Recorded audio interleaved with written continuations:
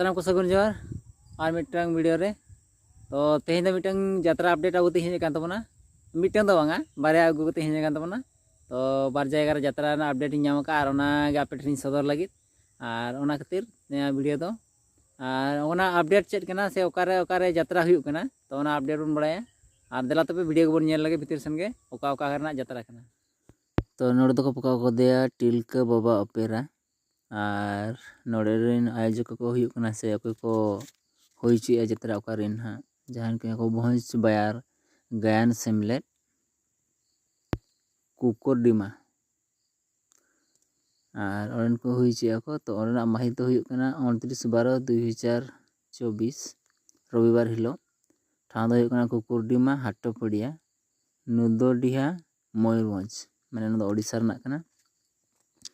और नोडना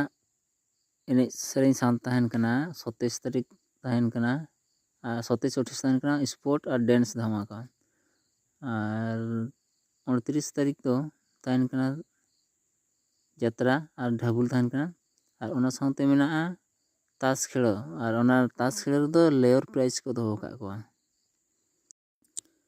और तहन कना 25, 26, 27, 28, 29 तारीख तो तहन कना गंजा लड़ही से सिम तुपु तहन कना और नोटिल को अपना बहिन तुम दो पोकाव का सुखदुन बगियात सोना थरी रे दुखदुन इदिए अंचार घंटे और सेकेंड रे दो हुयुग कना आदिमवार को अपेरा और नोआ दो को देखवा ठाव दो हुयुग कना दिघी चंदना धुलट माट्रे जोड़ेश्वर माहित हुयुग कना 27/12/2024 शुक्रवार हिलो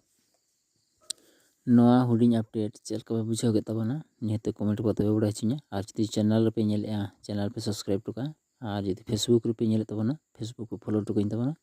और साथे नवा अपडेट नाम लगे तांगिरे तहन तबन पे।